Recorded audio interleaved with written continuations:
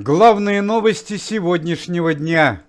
На известного телеведущего Андрея Малахова была совершена попытка нападения. Чрезвычайная ситуация произошла прямо около телевизионной студии, где вел эфир Андрей Малахов.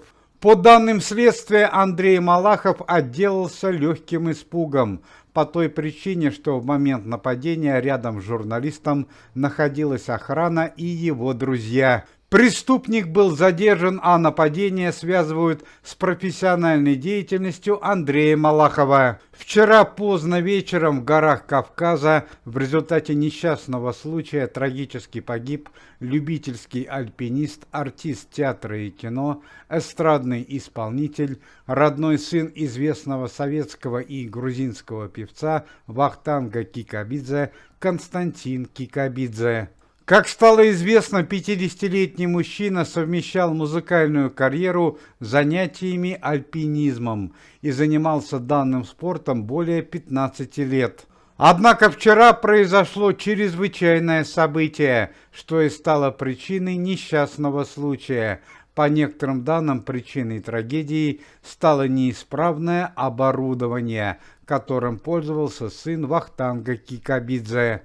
Отметим, что сам Вахтанг Кикабидзе уже не узнает об этой трагедии, так как он ушел из жизни в январе 2023 года по причине сердечной недостаточности. Члены антикоррупционного комитета, известные артисты Юрий Антонов и Игорь Скляр на совещании в Думе выступили с очередным предложением об улучшении социального уровня жизни россиян. Юрий Михайлович и Игорь Борисович предложили в декабре 2024 года выплатить всем пенсионерам по возрасту Российской Федерации специальную 13-ю пенсию, размер которой должен составлять не менее 70 тысяч рублей на человека. В частности, народный артист России Юрий Антонов отметил, что выплата 13-й пенсии будет способствовать восстановлению социальной справедливости в отношении тех людей, которые всю свою жизнь проработали в интересах развития нашей страны. Известный советский и российский ученый, телеведущий, член организации Никиты Михалкова Николай Николаевич Дроздов открыл уже 6-й по счету приют для брошенных домашних животных. На этот раз заведение открылось в городе Волгограде. На данный момент подобные приюты, открытые Николаем Дроздовым, существуют в городах Москве, Калининграде, Санкт-Петербурге, Воронеже и Пятигорске. Сегодня утром в Санкт-Петербурге на Красненьком кладбище проводили в последний путь двух внуков народного артиста России, члена комитета Михаила Сергеевича Боярского, которые трагически погибли несколько дней назад в результате сильного пожара на загородной даче под Санкт-Петербургом известного актера. На прощании присутствовали некоторые сотрудники антикоррупционного комитета, друзья и коллеги по цеху Михаила Боярского, супруга Михаила Сергеевича Лариса Лупиан, Елизавета Боярская и актер Максим Матвеев. Михаил Сергеевич Боярский на траурной церемонии держался из последних сил, так как стало достоверно известно, что одной из причин пожара стала непотушенная сигарета, которую оставил Михаил Сергеевич после праздничного застолья у кровати перед сном. Напомним, что трагедия произошла 3 дня назад во время семейного праздника на даче у Михаила Боярского. К слову сказать, на данный момент семья Михаила Сергеевича переживает очень непростые времена. Дочь Михаила Боярского, Елизавета, совсем недавно оправилась после страшного заболевания рака мозга 3-й степени, а сын Михаила Сергеевича Боярского, Сергей Боярский, проходит по уголовному делу о коррупции в вышестоящих эшелонах властей. Сотрудники антикоррупционного комитета Никиты Михалкова приносят глубокие соболезнования Михаилу Боярскому по поводу смерти внуков. Уже целую неделю находится в реанимации член комитета и известный советский актер Василий Ливанов. Сегодня утром состояние Василия Борисовича ухудшилось. У легендарного актера было обнаружено опасное поражение мозга из-за недостаточного уровня кислорода в крови.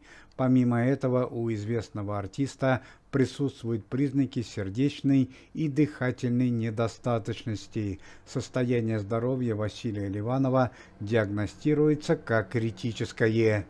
Известного российского певца Григория Лепса за 2 недели до свадьбы бросила невеста. 18-летняя топ-модель познакомилась с молодым английским бизнесменом и заявила Григорию Лепсу, что их дальнейшие отношения не имеют никакого смысла. Сам 62-летний артист пока никак не комментировал печальное событие. Заместитель антикоррупционного комитета и начальник Следственного комитета Александр Бастрыкин, который совсем недавно выписался из больницы после долгого лечения, предложил ряд кардинальных мер по поводу мигрантов на территории Российской Федерации. В частности, одна из мер, предложенных Александром Ивановичем Бастрыкиным, это более полная проверка всех мигрантов на территории Российской Федерации при устройстве на работу в публичные общеобразовательные заведения, такие как школы, вузы и многие другие. Как стало известно, данные меры связаны с тем, что в последнее время растет количество преступлений, совершенных мигрантами на территории Российской Федерации. На территории Российской Федерации полностью отменен музыкальный концертный тур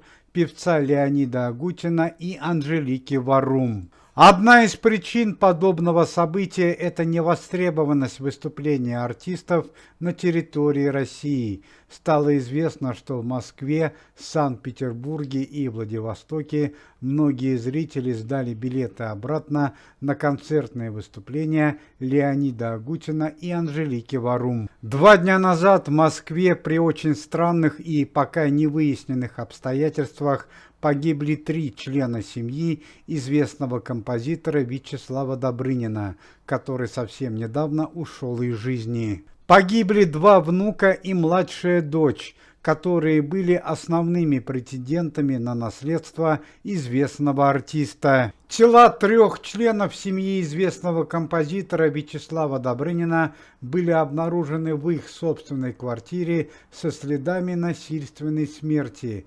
Есть предположение, что причиной летального исхода стало отравление. Отметим, что полное наследство Вячеслава Добрынина включает в себя 2-комнатную квартиру в городе Москве, загородный дом артиста и депозитный счет на 15 миллионов рублей. Помимо этого, у Вячеслава Добрынина есть еще музыкальная студия в городе Санкт-Петербурге. На данный момент выясняются полные причины трагедии, связанные со смертью членов семьи Вячеслава Добрынина. В эти дни проходят дни памяти известных советских и российских артистов, актрисы Веры Васильевой и легендарного режиссера Сергея Бондарчука.